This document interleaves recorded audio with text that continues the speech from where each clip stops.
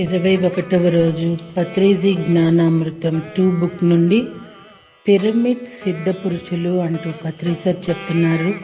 తెలుసుకుందామా అండి. మీరు నిజంగా ఏదైనా అనుసరించాలని భావిస్తే హూవీని అనుసరించండి. పిరమిడ్ మాస్టర్గా ఉండండి. అక్కడ ఆధ్యాత్మికతతో పాటు ప్రాపంచికత కూడా మిళితమై ఉంటుంది. PSSMలో మీరు ప్రాపంచిక వ్యక్తి మరియు ఆధ్యాత్మిక వ్యక్తి. ఇక్కడ మీరు ఒకానొక చట్రంలో ఇమిడి ఉంటారు, మరి ఒకానొక చట్రంలో లేకుండానూ ఉంటారు. ఊసరి వెల్లిలా రంగులు మారుస్తూ కొన్నిసార్లు ప్రాపంచికంగాను, కొన్నిసార్లు ఆధ్యాత్మికంగాను, కొన్నిసార్లు రెండింటిగాను ఉంటారు. కొన్నిసార్లు వాటిల్లో ఏదో ఒకటి లేకుండానూ ఉంటారు.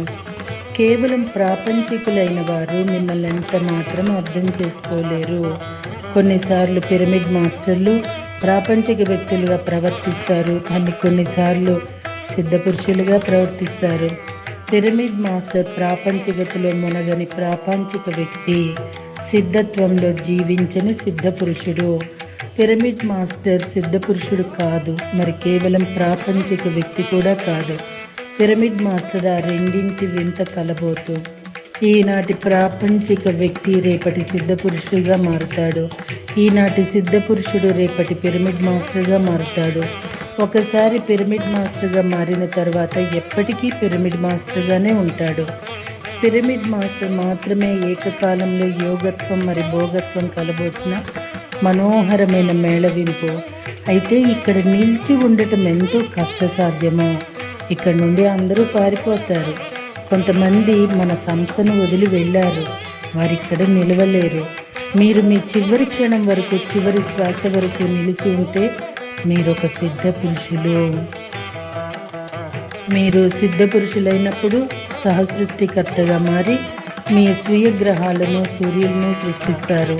సిద్ధ పురుషులు ఎన్నో గ్రహాలు, నక్షత్రాలను, భూమి, సూర్యుడు వంటి వాటిని సృష్టించారు.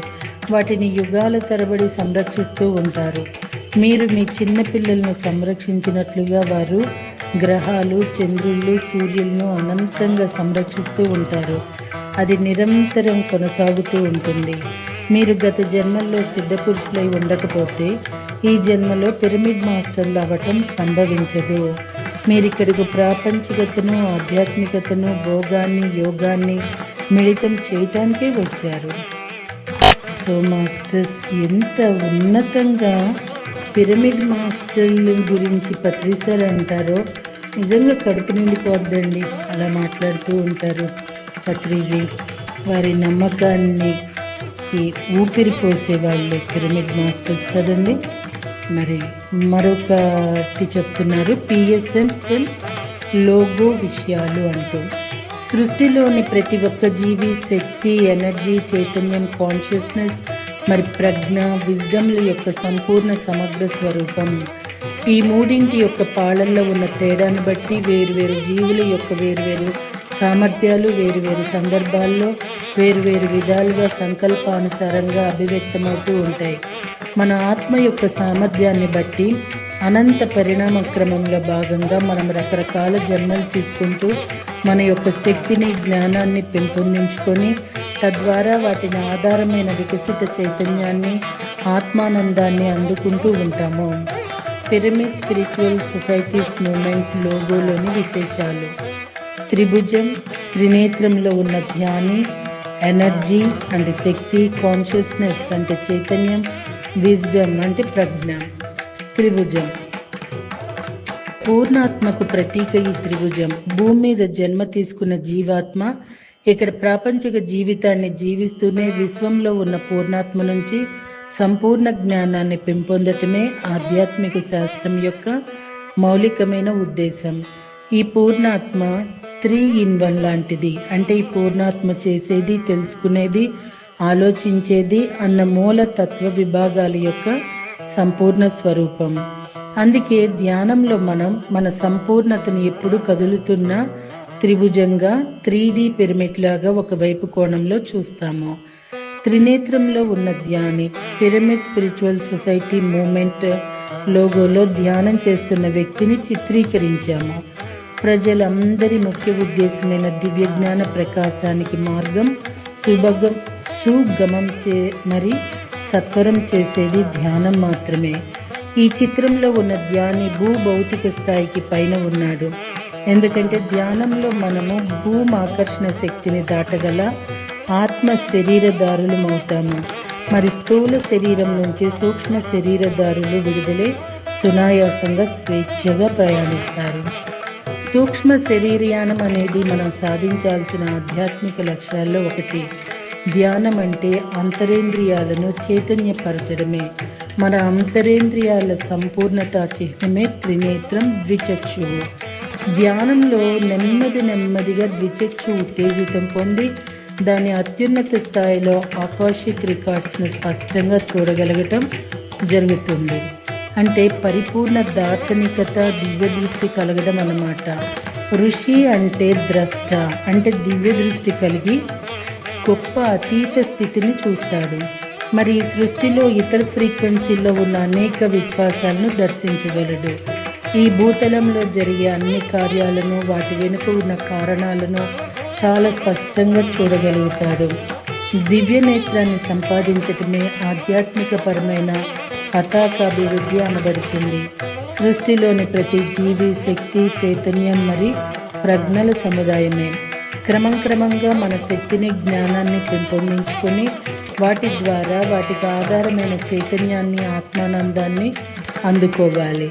త్రిభుజాకారం మధ్యలో గుర్తులు, స్వాధ్యాయం, కూర్చున్న ధ్యాని మరి ధ్యానం, వీటి ఆధారంగా పైన ఉన్న జ్యోతిని అంటే పూర్ణాత్మను చేరాలి. అంటే ఆత్మ సాక్షాత్కారం సాధించాలి. శక్తి అంటే ఎనర్జీ. ప్రాణశక్తి అంతటా నిండి ఉంది. అంతా ప్రాణశక్తిమయమన్నది సృష్టి యొక్క మౌలిక సత్యం. ఆనాపానసతి ధ్యాన సాధన ద్వారా మాత్రమే విశ్వం అంతటా నిండి ఉన్న విశ్వమయ ప్రాణశక్తి మన అంతర్ శరీరాల్లోకి ప్రవేశించి నాడీ మండల శరీరాన్ని శుద్ధి చేస్తుంది. ప్రజ్ఞ అంటే విజ్డమ్. ఆనాపానసతి ధ్యానం ద్వారా ఇతోధికమైన శక్తిని, ఏకాగ్రతను, ఎరుకను పొందుకున్న వారు ప్రపంచ ఆధ్యాత్మిక గ్రంథాలను అలవోకగా అధ్యయనం చేయగలిగిన వారై మౌలిక ఆధ్యాత్మిక సత్యాలన్నిటినీ అత్యంత సులభంగా ఆకలింపు చేసుకుంటారు. ఎరుక, కాన్షియస్నెస్. ఆనాపానసతి యొక్క నిరంతర సాధన ద్వారా ఆత్మజ్ఞాన పరాయణులమైనప్పుడు తదనుగుణంగా మనం మరింత ఎరుకతో పూర్ణ ఆత్మస్థాయి చైతన్యంతో కూడిన దైనందిన భౌతిక జీవితాన్ని క్షణక్షణం బ్రహ్మానందయుతంగా అనుభవిస్తూ ఉంటాము. మనమంతా శక్తి, చైతన్యం, ప్రజ్ఞల సకలాలమే. ఈ సృష్టి ఉనికి మొత్తం కూడా ఈ మూడే, అంటే శక్తి, చైతన్య, ప్రజ్ఞ సకలాలమయమే. అంతకు తప్ప మరేదీ కాదు. ఈ మూడు పరస్పరం ముడిపడి ఉన్నాయి. మనం ఎంత శక్తివంతులమైతే అంత చైతన్యవంతులమవుతాం. వెనువెంటనే ఆత్మజ్ఞానాన్ని పొందుతాం. మనకు ఎక్కువ జ్ఞానం ఉంటే మరింత చైతన్యవంతులమవుతూ మరింత ఎక్కువగా శక్తివంతులమవుతాము. అలాగే మిగతావి కూడా. జన్మ కర్మ పరంపర పరమార్థం మన శక్తి, చైతన్యం, జ్ఞానం పెంపొందించుకోవటం. మరి అదే పరిణామక్రమం కూడా. అప్పో దిప్పో భవ, be a light into yourself. ఎవరికి వారే దిక్కు అన్నదే పరమసత్యం. ఎవరి వాస్తవాన్ని వారే గతంలో స్వయిచ్ఛతో సిద్ధింపచేసుకున్నారు. వర్తమానంలో ఎవరి వాస్తవాన్ని వారి స్వయిచ్ఛ ద్వారానే సిద్ధం చేసుకుంటున్నారు. భవిష్యత్తులో కూడా ఎవరి వాస్తవం అన్నది వారి స్వయిచ్ఛ, అంటే వారి స్వీయ ఎంపిక లేదా నిర్ణయాల చేతుల్లోనే ఉంటుంది. ధ్యానం ఒక్కటే రాజ్య మార్గం. జీవితంలో ఏదైనా మార్పు కావాలని కోరుకునే వాళ్ళకి శ్వాస మీద ధ్యానం ఒక్కటే రాజమార్గం. నిరంతర ధ్యాన సాధన వల్ల శరీరం అలాగే ఉంటుంది, కానీ మనసు మాత్రం గొప్ప మార్పుకు లోనవుతుంది. మీలో అంతకు ముందు ఉన్న సాధారణ ఆలోచన విధానం అసాధారణ ఆలోచన విధానంగా రూపుదిద్దుకుంటుంది. ఒక్క మాటలో చెప్పాలంటే అంతవరకు పరిమిత ఆలోచన విధానంతో మరి రకరకాల నమ్మకాల్లో పడి దొంగలి పురుగులా బ్రతికే మీరు నిరంతర ధ్యాన సాధన వల్ల అంతరంగంలో రంగురంగుల సీతాకోక చిలుకల రూపాంతరీకరణం చెందుతారు అని చెప్తున్నారు బ్రహ్మర్షి పత్రిజీ. మరొకటి సాహసమే జీవితం అంటూ చెప్తున్నారు.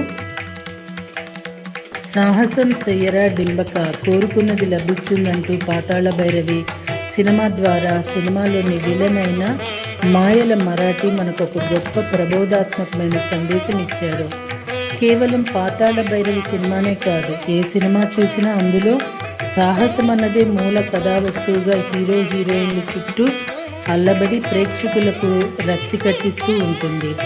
అలాంటి సాహస కృత్యాల నేపథ్యంలో వాళ్ళు నటించకపోతే ఆ సినిమా చప్పగా మారి దానిని ప్రేక్షకులు ఎవ్వరూ చూడరు సరికదా, అది బాక్స్ ఆఫీస్ దగ్గర బోల్తో కూడా కొట్టేస్తుంది. అలాగే మన జీవితం కూడా, ఈ భూమి మీద జన్మ తీసుకున్న మన అందరి జీవితాలు కూడా సాహసంతో కూడుకున్నవే. సినిమాల్లో సాహస కథా వస్తువు ఎంత పటిష్టంగా పలచబడి ఉంటుందో అంతే పటిష్టంగా మన జీవితాల్లో కూడా సాహసం అన్నది అంతర్లీనంగా మలచబడి ఉంటుంది. కేవలం తిండి, నిద్ర, బట్ట కోసమే జీవితాన్ని పణంగా పెట్టకుండా 10 మందికి ఉపయోగపడే లోక కళ్యాణ కార్యక్రమాలను చేపట్టి వాటి అమలు కోసం త్రికరణ శుద్ధిగా మన జీవితాన్ని అంకితం చేయటమే మన జీవితాల్లో అంతర్లీనంగా ఉండే సాహసం. అందుకే యేసు ప్రభు కేవలం రొట్టె తిని మాత్రమే మానవుడు జీవించలేడు అంటూ సమస్త మానవాళికి గొప్ప సందేశం ఇచ్చారు. 4 రాళ్లు సంపాదించి వెనకేసేసి పెళ్లి చేసుకుని పిల్లల్ని కనేసి వాళ్ళని పెంచి పెద్ద చేసేసి వాళ్ళు కూడా పిల్లల్ని కంటుంటే చూసి నేను తాతనయ్యాను, నేను అమ్మమ్మనయ్యాను, నేను నాయనమ్మనయ్యానని మురిసిపోతూ ఘనకార్యాన్ని సాధించేశామనుకుంటే లాభం లేదు. ఈ మాత్రం ఘనకార్యాలు నోరు వాయులేని పశుపక్షాదులు కూడా చేయగలవు. నిర్వీర్య పెంపకం. చాలా మంది ఆత్మజ్ఞానం తెలియని వాళ్ళు పెద్ద పెద్ద సాహసోపేతమైన పనులు చేయడానికి నేను పుట్టలేదు, సాధారణ మానవుల్లాగా ఏవో చిన్న చిన్న పనులు చేసి చచ్చిపోతామా, ఆ పైన అన్నిటికీ ఆ భగవంతుడే ఉన్నాడు అనుకుంటూ బ్రతుకుతూ ఉంటారు. తమ పిల్లల్ని కూడా అవే పరిమిత భావాలతో పెంచుతూ ఏదో ఒకలా చదువుకొని డాక్టర్ లేదా ఇంజనీర్గా పెళ్ళాం పిల్లలతో సుఖంగా జీవిస్తూ మా కళ్ళ ముందే పడి ఉండు అంటూ ఉంటారు. అయితే ఆత్మస్వరూపులమైన మనము ఇతర లోకాల్లో ఉన్నప్పుడే భూమి మీద పుట్టిన తర్వాత ఏమేం సాహస కార్యాలు చేయాలో ప్రణాళికలు వేసుకుంటామని తెలుసుకోవాలి. అందుకు తగ్గట్లుగానే ఊహ తెలిసినప్పటి నుంచి సాహసోపేతమైన కార్యక్రమాలను చేయటానికి ఉవ్విళ్ళూరుతుంటాము. కానీ తల్లిదండ్రులు, బంధువర్గాలు, మరి మిత్రులు అందరూ కలిసి మనల్ని ఆ సాహస కృత్యాలు చేయకుండా ఆపి మనలో భయాన్ని పెంచి పోషిస్తుంటారు.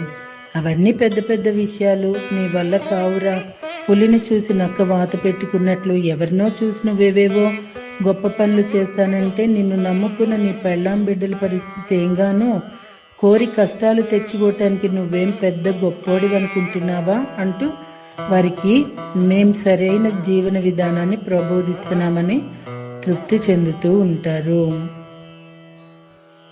తిరిగి ఇచ్చింది ఎంత?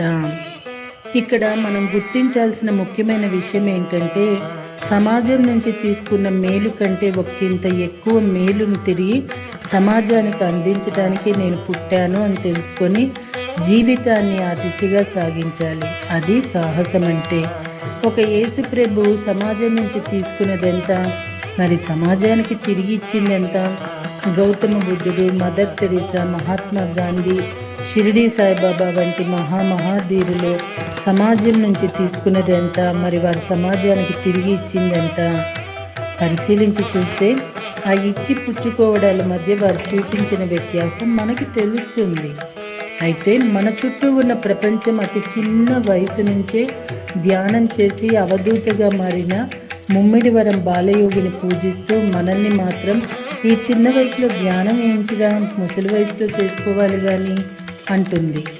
చుట్టుపక్కల ఉన్న సగటు సాధారణ మనుషులు చేసిందే మనము చేస్తూ నేను కేవలం శరీరదారుణ్ణే అనుకుంటే అది బ్రతుకును ఏడవడమే అవుతుంది, కానీ సాహసోపేతమైన జీవితం ఎంత మాత్రం కానేరదు. ధ్యానం ద్వారా నేను ఆత్మని అన్న సత్యాన్ని తెలుసుకొని ఆత్మశక్తికి అనుగుణ్యమైన సాహసోపేతమైన పనులు చేపట్టి ఆత్మవత్ జీవితాన్ని గడుపుతూ ఉంటే సహజంగానే మనం సాహసవంతులుగా మారుతాం. అప్పుడు అనుదిన సాహసమే మన దినచర్యగా మరి మన దైనందిన కార్యక్రమంగా మారుతుంది. కనుక మన ఆత్మశక్తిని మనకు తెలియజేసే ధ్యాన సాధన అన్నది చిన్నప్పటి నుంచే మన జీవితంలో ఒక భాగం కావాలి. రకరకాల సాహసాలు. పిల్లల్ని మనం భయరహితులుగా నిర్భయులుగా పెంచాలి. చీకట్లో దయ్యాలు భూతాలు ఉంటాయని వారికి చెప్పకుండా కాసేపు అలా చీకట్లో తిరిగిరా అంటూ వారిని వదిలిపెట్టేయాలి. శ్మశానంలో వారిని స్వేచ్ఛగా తిప్పుతూ ఇక్కడ మీ తాతగారు తమ శరీరాన్ని వదిలిపెట్టారంటూ చిన్నప్పుడే శ్మశానం అంటే వారిలో భయాలను పోగొట్టాలి. తగిన జాగ్రత్తలు తీసుకుంటూనే నదిలో ఈదటం, కొండలు చెట్లు ఎక్కటం వంటి సాహసోపేతమైన పనులకు వాళ్ళని ప్రోత్సహించాలి. సాహసాలు రకరకాలుగా ఉంటాయి. చదువుల్లో సాహసం, ఆటల్లో సాహసం, పాటల్లో సాహసం, మాటల్లో సాహసం, పనుల్లో సాహసం, రకరకాల సాహసాలు చేయాలి. సంగీతంలో కొత్త కొత్త రాగాలను కనిపెట్టాలి. చదువుల్లో కొత్త కొత్త ప్రయోగాలు చేయాలి. మనకెందుకులే అనుకోకుండా పక్క వాళ్ళెవ్వరూ చేపట్టిన పనిని చేపట్టి నీలాప నిందలకు గురి అయినా వెరవకుండా ప్రాణాలకు తెగించి మరీ ఆ పనులను పూర్తి చేయాలి. ఇలా మన ఆత్మకు తోచింది, మన హృదయం చెప్పింది నిర్భయంగా చేయటమే సాహసం. ఒకరి సాహసం మరొకరికి స్ఫూర్తినిస్తుంది. మరి ఒకరి సాహసాన్ని చూసి ఇంకొకరు సహవాసం చేయపూనుకుంటారు. తెల్ల దొరల దాస్య శృంఖలాల నుంచి భరతమాతను విముక్తి చేయాలన్న గాంధీజీ యొక్క సాహసం గత 200 సంవత్సరాలుగా సొంత దేశంలోని బానిసలుగా బ్రతుకుతున్న ప్రతి ఒక్క భారతీయుల్లోని సాహసం చేసే నైజాన్ని తట్టిలేపింది. దాంతో దేశమంతా కూడా దేశభక్తితో సహవాసమైపోయి అచిరకాలంలోనే స్వేచ్ఛా వాయువులను పీల్చుకుంది. దక్షిణాఫ్రికా స్వతంత్ర సమరయోధుడు నెల్సన్ మండేలా 2 దశాబ్దాల పాటు జైల్లో ఉండే తన పోరాటాన్ని సాగించారు. వీర్ సావర్కర్ 25 సంవత్సరాల పాటు అండమాన్ జైల్లోనే మగ్గిపోతూ ఎన్నెన్నో వ్యక్తిగత బాధలు అనుభవించారు. అయినా సరే ఆ వీరుడు అక్కడి నుంచే దేశ ప్రజలను ఉత్తేజితం చేశాడు. అది సాహసం అంటే. ఇలా సాహసాలు చేసే వాళ్లకు పైలోకాల్లో ఎన్నో మార్పులు వస్తాయి. రేపో మాపో మనం కూడా పైలోకాలకు వెళ్ళిపోతాం.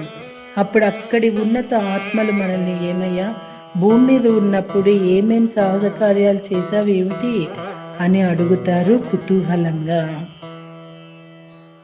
అప్పుడు మనము దేవ్యం మొహం వేసుకొని, లేదండి పెళ్ళాం పిల్లలు, ఉద్యోగం సద్యోగం, బరువులు బాధ్యతలు, వీటితోనే జన్మంతా సరిపోయింది, ఇక సాహసాలు చేయటానికి టైం ఎక్కడిది, అసలు వాటి గురించి ఆలోచించే వెసులుబాటే లేకపోయే అని సర్ది చెప్పబోతున్నప్పుడు వాళ్ళు నవ్వుతారు. ఎందుకంటే భూలోకంలో ఉన్నప్పుడు అలాంటి స్థితిలో ఉండి కూడా బోలెడన్ని సాహసాలు చేసి వచ్చిన వాళ్ళ పైలోకాల్లో కోకొల్లలుగా ఉంటారు. కేవలం భూలోకం అన్న ఈ పాఠశాలలోనే మనకు అనేక కర్మల ద్వారా సాహసాలు చేసే అవకాశం ఉంటుంది. బాహ్య ప్రపంచంలో కర్మలు చేస్తూనే ఆత్మస్వరూపుల్లా వెలగటం ఒక మహాసాహసం. నిరంతర ధ్యాన సాధన ద్వారా స్వీయ ఆత్మతత్వం పట్ల ఎరుకతో ఉండటం మహాసాహసం. ఆలోచనల పట్ల ఎరుకతో ఉండటం మహాసాహసం. ఆలోచన పుట్టైన మనసును నిర్మలం చేసుకోవటం మహాసాహసం. 3వ కన్ను తెరుచుకొని గత జన్మల్ని చూసుకొని కర్మ సిద్ధాంతాన్ని అవగతం చేసుకోవటం అన్నిటికన్నా గొప్ప మహాసాహసం. ధ్యానం అన్నది ఆషామాషి వ్యవహారం ఎంత మాత్రమూ కాదు. ఒక మహాసాహస కార్యక్రమం చేయడానికే నేను పూనుకున్నాను. తలుపులు బోర్డు చేసుకోవటానికి ప్రయత్నిస్తూ నా ఆత్మమూల ప్రకృతి గురించి నేను తెలుసుకుంటున్నాను అనుకొని ధ్యానానికి కూర్చొని మనసు అనే సరస్సులోకి దిగి మొసళ్ళనే ఆలోచనలు ఒక్కొక్కటిగా మట్టి పెట్టడం అన్నది ఒక గొప్ప సాహసం. ఇది ఒకానొక బుద్ధుడు మాత్రమే చేపట్టగలిగే మహాసాహస కార్యం. నిజానికి బాంబులు విసిరో, కత్తితో దాడి చేసో, లేక తుపాకీతో కాల్చో మంచి మనిషిని చంపడం కంటే మన మనసుని మనం చంపడం చాలా కష్టం. కళ్ళు 2 మూసేసుకొని శరీరాన్ని స్థిమితపరిచి మనసును శూన్యం చేసుకొని గంటలు ధ్యానంలో కూర్చోటం పరమ సాహసంతో కూడిన పరమ సాహసం. జయాపజయాలతో సంబంధం లేకుండా పనిచేయటం అన్నది ఒకానొక సాహసి యొక్క లక్షణం. వారు పక్కవాళ్ళు వెలబుచ్చే అపరిపక్వ అభిప్రాయాలను ఎంత మాత్రం లెక్క పెట్టకుండా ఎంచుకున్న పనిలోనే నిమగ్నమై తమ కోసం తాము ఆత్మవత్ జీవితాలను జీవిస్తుంటారు.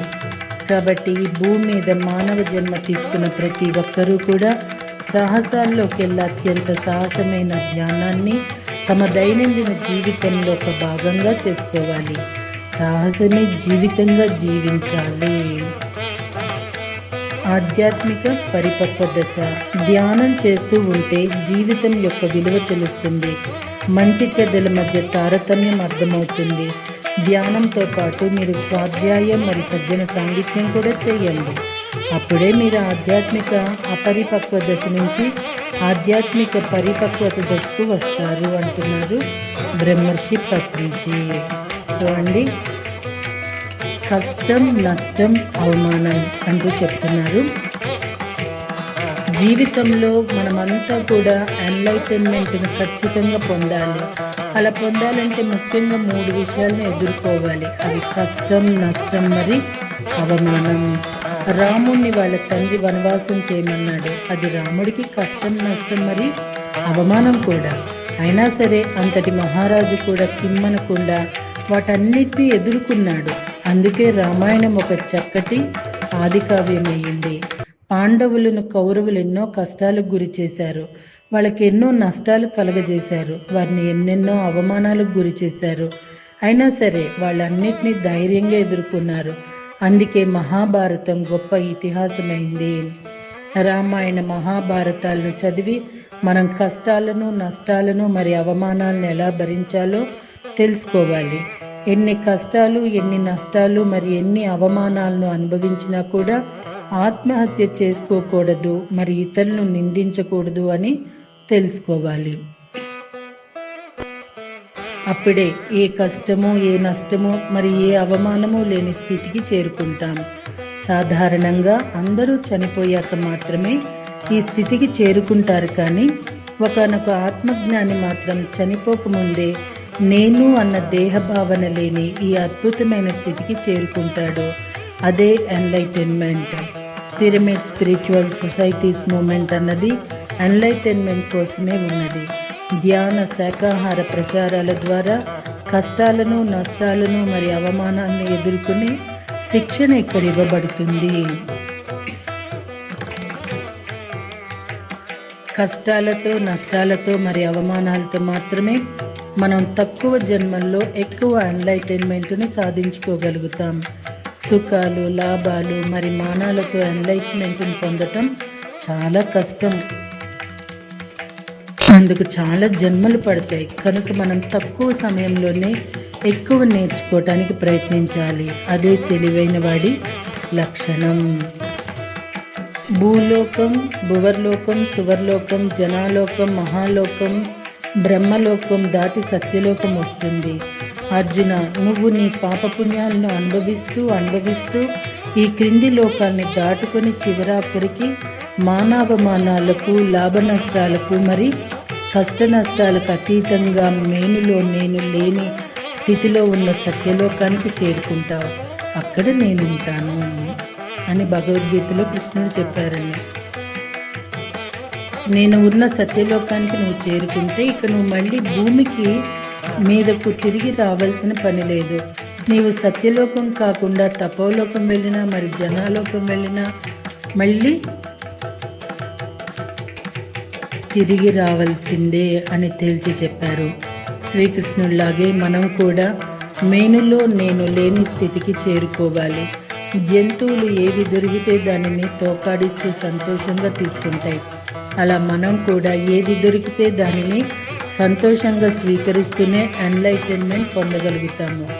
లేకపోతే పునరపి జననం, పునరపి మరణం అంటూ మళ్ళీ జన్మలు తీసుకోవాల్సి వస్తుంది. నోట్లో నుంచి ఏ కంప్లైంట్ కూడా రాకూడదు. వాడు అలాంటి వాడు, వీడు ఇలాంటి వాడు అని జడ్జిమెంట్స్ చేయకూడదు. ఆత్మహత్యలు చేసుకోకూడదు. మరి ఇతరులకు హాని కలిగించకూడదు. ఇలా కష్టాలు, నష్టాలు, అవమానాలు ఎదుర్కొంటూ ఆత్మహత్యలు, మర్డర్స్, కంప్లైంట్స్, జడ్జిమెంట్స్ చేసుకోకుండా ఆనందంగా జీవించటమే ఎన్లైటన్మెంట్. ఇదే నారాయణ తత్వం. ఈ నారాయణ తత్వాన్ని ఎవరైతే నిరంతర సాధన చేస్తారో వాళ్ళు నారాయణులు అవుతారు. నారాయణుల దగ్గరికి లక్ష్మీదేవి పరుగు పరుగున వచ్చేస్తుంది. అలా లక్ష్మీదేవిని తమ చెంతనుంచుకున్న నారాయణులందరూ నిరంతరం లోక కళ్యాణ కార్యక్రమాలే చేస్తుంటారు. PSSM అంటేనే నారాయణుల సంఘం అంటూ చెప్తున్నారు పత్రిజీ. సో మాస్టర్స్, ఈ రోజుతో పత్రిజీ జ్ఞానామృతం బుక్ సంపూర్ణంగా పూర్తి చేసుకున్నాము. మరి ఈ బుక్ మన చేతిలోకి రావటానికి వెనుక ఎంతో మంది కృషి ఉంది. ధనం రూపంగా, కృషి రూపంగా. అలానే ఈ పుస్తకాన్ని ఉచితంగా అందించాలి. పత్రి గారి ఉచితంగా అండ్ ఆల్సో లో కాస్ట్లో అందించాలి. పత్రి గారి జ్ఞానం విస్తారంగా అందాలి అన్న నిర్మల మాకం గారి సంకల్పం అభినందనీయం. మరి ఈ పుస్తకానికి ఎడిటర్ వాణి గారు, ధ్యాన జగత్ ఎడిటర్, తను చేస్తున్న కృషి కూడా చాలా చాలా శ్లాఘనీయం. సో మాస్టర్స్, ఈ పుస్తకాన్ని మనం అందుకొని మరింత మందికి అందిస్తే వారు చేస్తున్న కృషి సార్థకం చేయటంలో మన పాత్ర కూడా ఉంటుంది కదా. రైటర్ని ప్రతి ఒక్కరికి పేరు పేరున కృతజ్ఞతలు తెలియచేసుకుంటున్నాము. మరీ ముఖ్యంగా పత్రిజీకి. ఇది మన 126వ పుస్తకపు ఆడియో. ప్రతి పుస్తకం ఆడియోస్ని గూగుల్ డ్రైవ్ చేస్తూ ప్రపంచ దేశాలకి వెళ్ళేలా ఎంతో సహకరిస్తున్న సోదరులు చెన్నై నందకిషోర్ గారికి ఎంతో కృతజ్ఞతలు తెలియచేసుకుంటున్నాను. మళ్ళీ పత్రిజీ జ్ఞానామృతం 3తో మళ్ళీ పత్రి గారి జ్ఞానాన్ని నిరంతరం పంచుకుందాము. మరి సదా సదా మీ సేవలో మీ సోదరి హనిత గంట చీరాల. Thank you.